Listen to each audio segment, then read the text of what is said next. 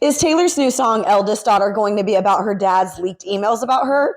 And let's discuss her lawsuit against her first manager. In March 2008, Taylor's first manager sued her and her family for not paying him for his services. He claimed that they only paid him less than $10,000 for everything that he did for her. Before working with Taylor, Daniel worked almost exclusively with Britney Spears until Taylor came in. So I do think it's ironic that Taylor ended up having a feud with Katy Perry about dancers, but she literally took Britney Spears' manager. Just aside. Daniel stated that through his reputation in the music business and having access to top level music executives, he was able to secure many opportunities for Taylor Swift. And stated that before all of this, because of her young age, not one major record label would even meet with her before he signed on with her. Long story short, there were a lot of opportunities that he made for Taylor, and he stated that one of them was Sony, the Big Machine record labels, and CAA. But what happened was he was fired before she signed on with Big Machine and CAA. So he believed that yes, he arranged everything, but Taylor Swift and her parents didn't want to pay him for the deals that were about to be signed on because he would get a cut of that portion. So they fired him and then signed the deals with those people. But they wouldn't have gotten those deals without him. Within this lawsuit, there were emails provided from Scott Swift, and they're very telling about not only the creation of the Taylor Swift we know today, but the relationship he has with Taylor Swift and her mom. I'm not going to read the entire email, just the highlights, so pause to read. Quote, "I have bankrolled you too," is the theme of this entire email chain of basically Scott saying that, hey, I provided all the money, so I need all the information. I want some control because I'm paying for all of this, which I think is very telling as to what kind of pressure Taylor might have been under, but also the kind of relationship that she might have with him. It seems like he could be very much a controlling parent, let's say. So, eldest daughter might have some insight into all of this. Scott admits that he's currently under email restriction from Andrea, and he can't send any emails without her approval. And he goes, "Can you even comprehend that? Welcome to my world." He says, "Welcome to my world" multiple times throughout this entire email. And I'm just thinking, if that were my husband saying this about me, you'll understand quickly throughout this email why they separated. But I want you to ask yourself, is Scott Swift really the mastermind behind Taylor Swift? Because he says things like this: "I do something positive for Taylor every single day." And at the bottom, "You have no idea how much time I have quietly, and sometimes not so quietly, stayed on top of Taylor's career while I'm trying to balance all the other stuff." He states, "I'm not quite the idiot that Andrea portrays me to be," and goes on to give some of his credentials. Something that stuck out to me is he stated, "I'm in the top 1% of all brokers at the most prestigious investment firm in the world." So when people are making it out to be like Taylor is the girl next door, that is the marketing going right. Like, the marketing was successful when it came to Taylor Swift and the press kit that they made for her, which they admit in the whole lawsuit.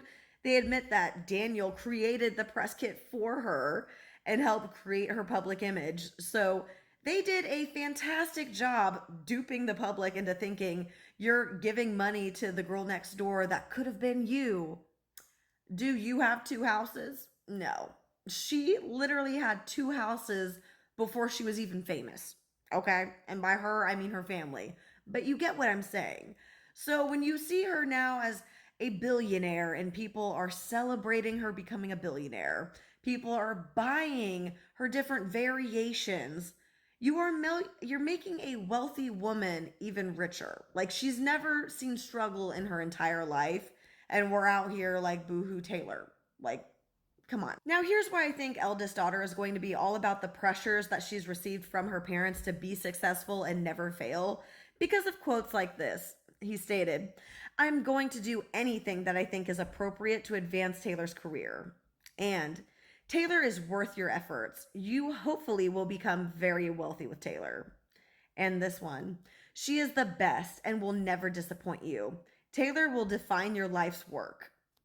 Wow. That's a lot of pressure for somebody. I'm not sure why Scott Swift decided to go on a confession tour, But he basically started confessing to every little thing, like down this entire paragraph, basically, admitting how he's made deals behind the scenes every which way to get Taylor all of these opportunities. Like, if it wasn't for the family she was born into, we would not know Taylor Swift. But of course, he ends it with, whose wife really thinks I talk too much and promote Taylor too much? Mine. Share my pain. Like, he's literally just constantly dragging Andrea throughout this entire email. This is the vent of the century because he's like, who pays for everything? Dad. Okay, we get it. This part made me sad. He goes, but you and Austin can't come. And stated, who gets to babysit Austin? Dad.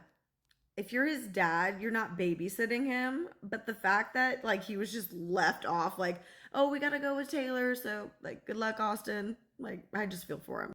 And Scott mentions multiple times how he funds everything, but doesn't get to go to any of the events. Like, this is one of the times he says it. Who funds the whole process but does not get to come to the dance? Dad. And then this part, like all the stuff, he like just lists out all the stuff that he does, and he goes, the idiot that lives with Andrea. Like, it's just like constantly like, dude, we get it. Andrea apparently just like dogs you down and makes you feel bad about yourself, but like you don't need to just drag her throughout this entire thing. Go to marriage counseling. Something else I found interesting was Scott Swift apparently used to be a reporter for the Associated Press and Philadelphia Bulletin. I had no idea about that. So it seems like that also helped him get his in for Taylor's PR and every magazine being very positive towards her. And he admits that his networking is what helps get her opportunities too. Like he said, how did we get Bluebird? He stayed in touch with Rob, which is also why he thinks they got the Sony deal. Like, you're telling me they didn't run with this headline about Ashley's career irritates Taylor. I think this almost proves that Scott Swift definitely stepped in when Blake tried blackmailing Taylor. Like, oh, no. Because he said right here, I am going to do what I have to do to make you and Taylor successful. So you think if Blake comes in trying to cause any damage? Oh no, he's got something to say. I'm sorry though, I cannot get over this whole woe is me thing of him saying, I'm not going to get a lot of credit, but I understand. Do you? Because this entire email screams, woe is me. Boo-hoo. Like, at what point does Taylor get any credit for any of her success? Because you have two men crying about, well, I gave her all the opportunities. No, I gave her all the opportunities. And it's like, okay, like, maybe two things can be true at once, but like at the same time, like, can we give her some credit? Like, she is talented. Like, you wouldn't be able to give opportunities to someone that didn't have some talent, right? I can't imagine the amount of fights that Andrea and Scott have had because, like this, he said, I was told by Andrea to stay away from Arthur and Sony. So what did he do? He said, I had to quietly stop by Sony as soon as he made the offer. I was able to fly under Andrea's radar and get it done. Good for Taylor. Boy. Again, just showing how much money he spent on Taylor. He's saying like multiple times how they're dropping thousands of dollars on multiple of her projects. That's insane. Or this quote, is it fair to Austin that Taylor is getting half of her estate now? Probably not. Smiley face. Something about this email just gives me the ick about Scott Swift. What about you? It looks like the plan for Taylor has been threefold. Manage Taylor to greatness as a writer, one strategy. As a singer, another strategy.